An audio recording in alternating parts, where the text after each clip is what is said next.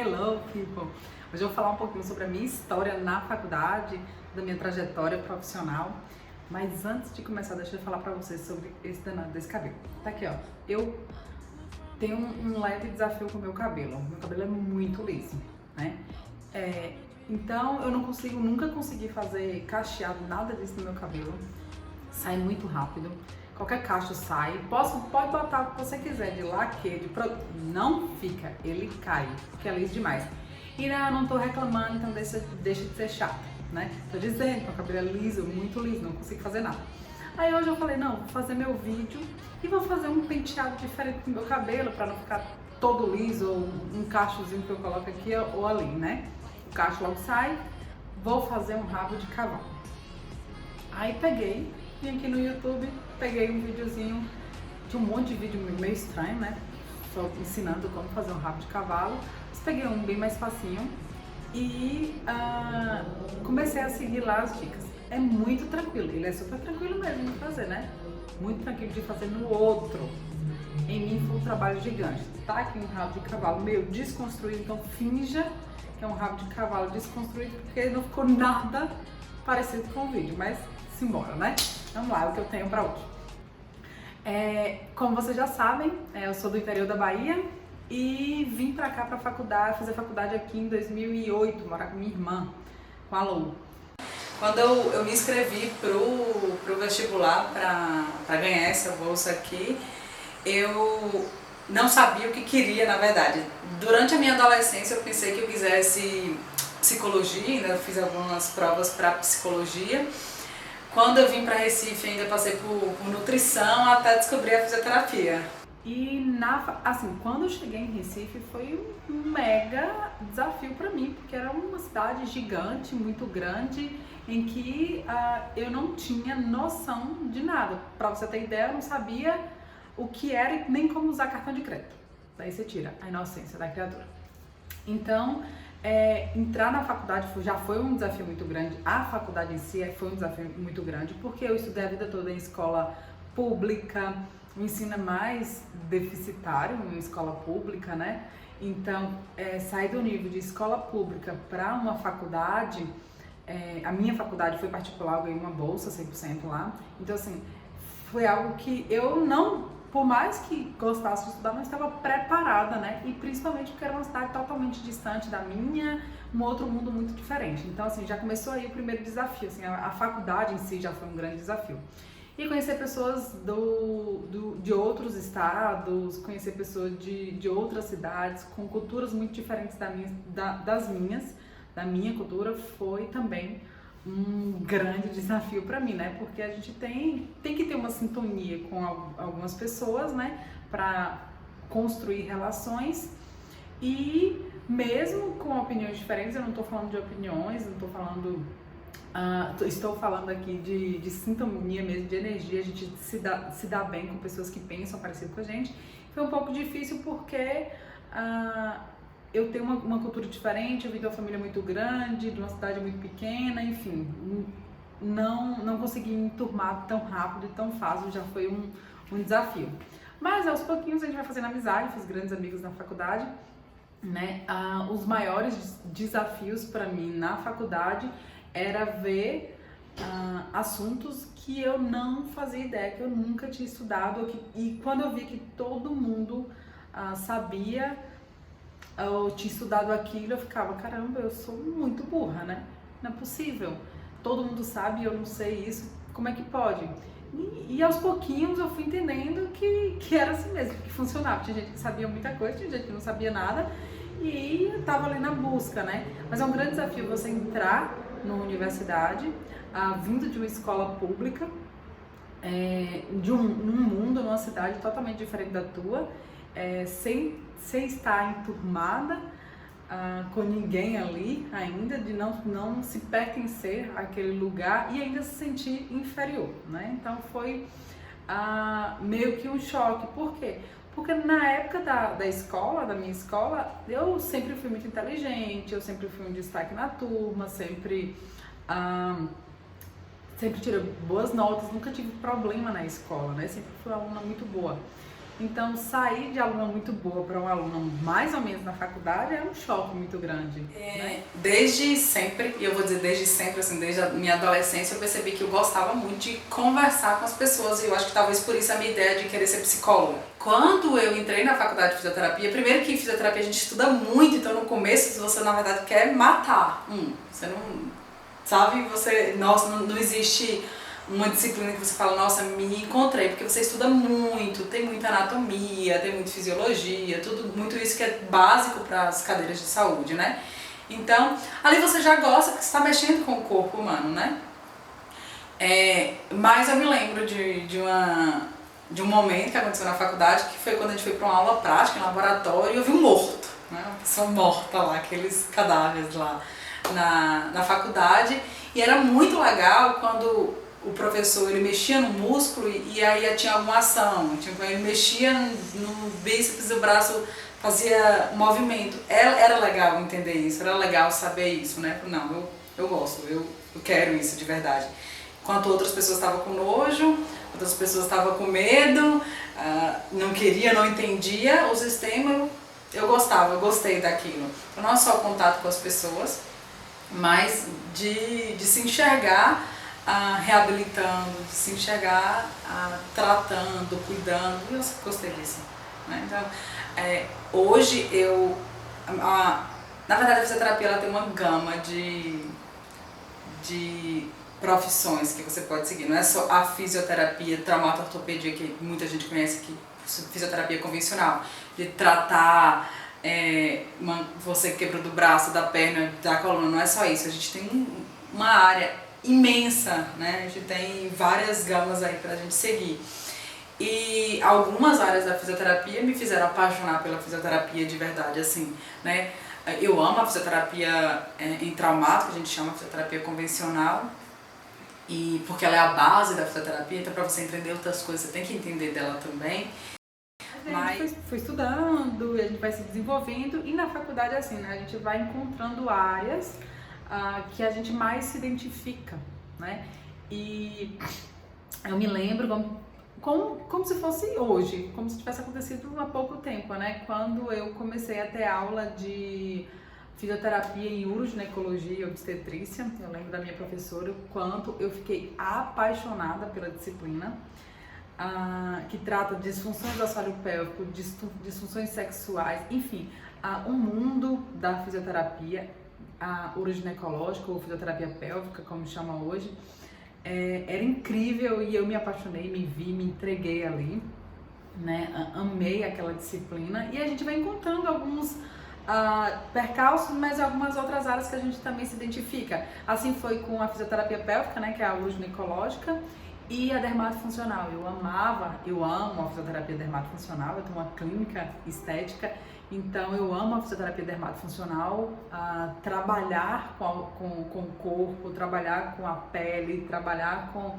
a transformação, para mim é minha missão de vida, né? Não é só transformar corpos, é transformar vidas, transformar autoestima, isso é minha missão de vida e eu descobri há muito tempo isso. E já na faculdade eu sabia que eu amava a dermatofuncional, a uroginecologia, e fui descobrindo algumas outras áreas também, né? Ainda assim, no final da faculdade, eu comecei uma pós em Pilates, em RPG, e amei também o Pilates. Fui instrutora do Pilates durante 5 anos, 4 ou 5 anos, e sempre amei muito o corpo, né? O corpo em si, o que a gente pode trazer de benefício para o paciente. Durante a faculdade eu fiz essa pós, eu trabalhava porque, enfim, eu tinha que me sustentar, não dava para só depender de um ou de outro, né, da minha família, então eu tive que trabalhar. Comecei a trabalhar, mais uma área que não tinha nada a ver com a fisioterapia, mas tinha um salário, um emprego ok, né? E logo no final terminou a faculdade, eu continuei nesse trabalho e percebi depois de um tempo que não era aquilo que eu queria, que eu não ia mais pra frente, né? Aquele trabalho não ia me levar mais pra lugar nenhum, né? Eu ia ficar ali estagnada e não dava pra ter feito uma faculdade durante tanto tempo e jogar fora a profissão que eu tanto gostava, tanto amava, né? Então eu decidi sair, pedir demissão do meu trabalho, saí de lá e comecei a trabalhar realmente no estúdio de Pilates. E nesse trabalho do estúdio de Pilates é que foi desenvolvendo. Eu me lembro da primeira vez que eu ia dar aula no estúdio, eu liguei para um amigo meu e falei com ele, né, com o Júlio. Liguei para o Júlio e falei assim: Júlio, amanhã eu vou dar uma aula, eu não sei como começar essa aula. Não sei. Eu agradeço muito o Júlio, porque ele foi realmente um professor para mim. E Júlio fez a pós comigo e é um grande amigo até hoje. E ele falou assim: Loise, ele me chama de Loise, e ele falou: Loise, vamos lá. Ele colocou um vídeo lá e foi me ensinando a fazer. Você vai fazer isso, vai fazer isso, você vai fazer isso. E a aula você vai seguindo assim, aos pouquinhos você vai pegando o jeito. Porque uma coisa é teoria, você estudar, você tá lá na pós, outra coisa é você praticar, é você ensinar, não é? E aquilo ali me aterrorizou. Eu falei: não, ok, respira e vai, ó, bora comigo mesmo. E fui, fiz a primeira aula, deu tudo certo, e aí fui aprendendo mais, e fui aprendendo como ensinar, fui aprendendo também com os alunos.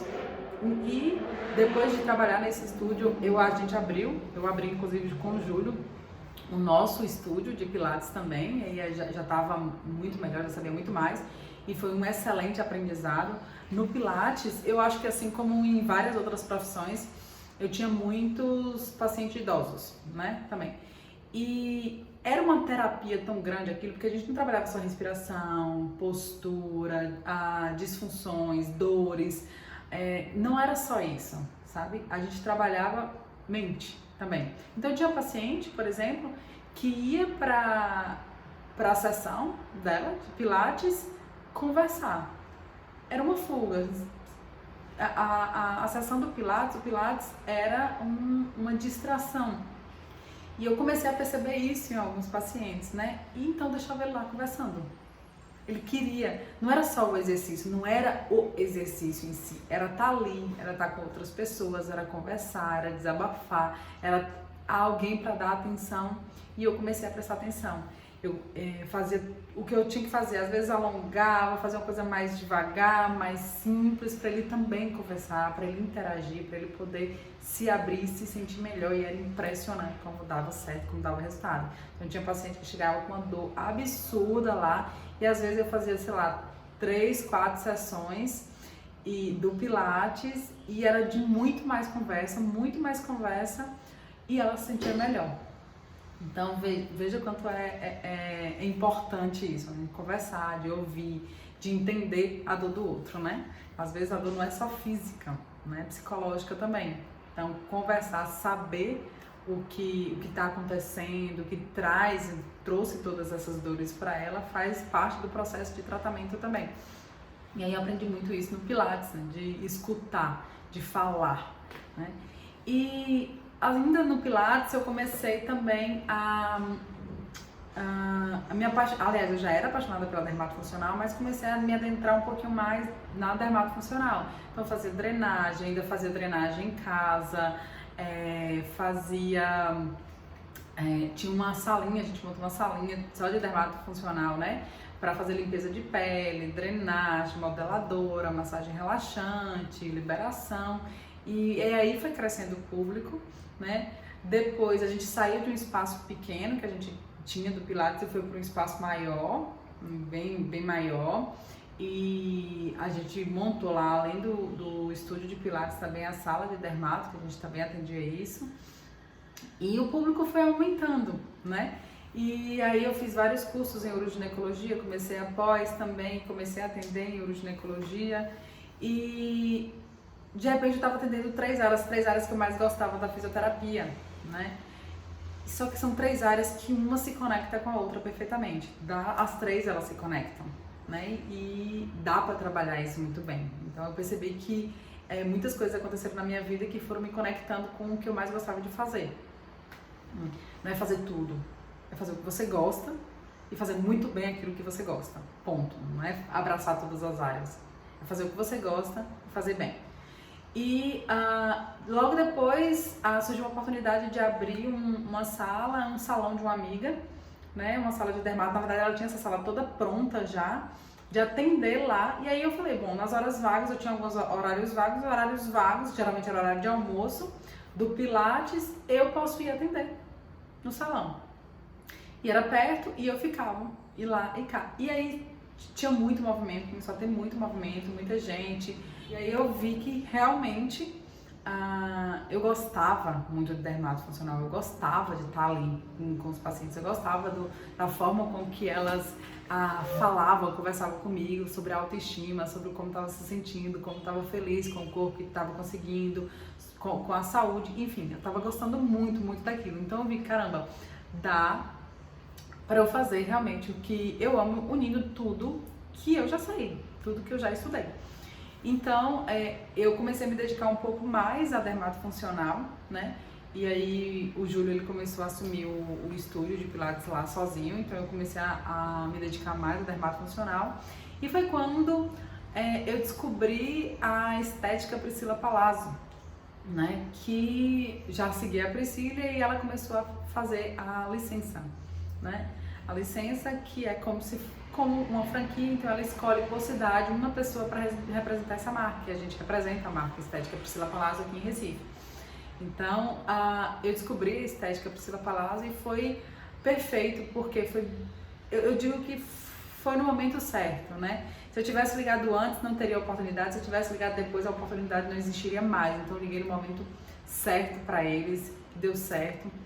E aí foi uma loucura, um super desafio na minha vida, porque por mais que eu já tivesse feito alguns investimentos do estúdio de Pilates, da estética, nada se comparava a uma clínica, né? Então era a proposta da marca, né? Que você tem clínica, tem muitos aparelhos, a marca tem aparelhos exclusivos, então assim, era um salto gigante, um salto que eu nunca tinha dado na minha vida, então assim, me estremeceu da cabeça aos pés. Mas eu tenho um marido louco, meninas. Eu tenho um marido doido. Eu tenho um marido visionário, mas doido. E ele embarcou nessa comigo. Na verdade, ele tomou conta de tudo. E eu fui fazer o treinamento em São Paulo, né? E enquanto isso, ele ficou aqui reformando sala, comprando aparelhos, comprando os equipamentos. A gente financiou os aparelhos todos, né? Que a gente não tinha dinheiro para comprar tanto. E é um investimento alto.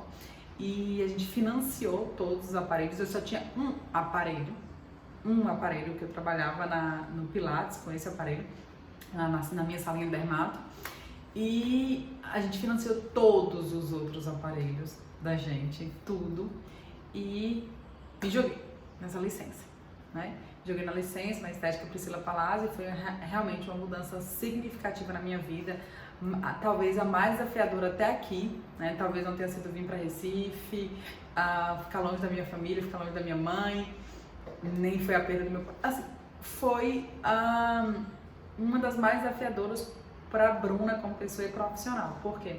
Eu deixei de trabalhar sozinha, eu trabalhava só com um sócio e amigo, então éramos nós dois, então era tudo mais fácil de gerenciar. A empresa era uma empresa ainda pequena, então não era toda estruturada como, por exemplo, a clínica hoje. Então não tinha tanta burocracia com tudo lá.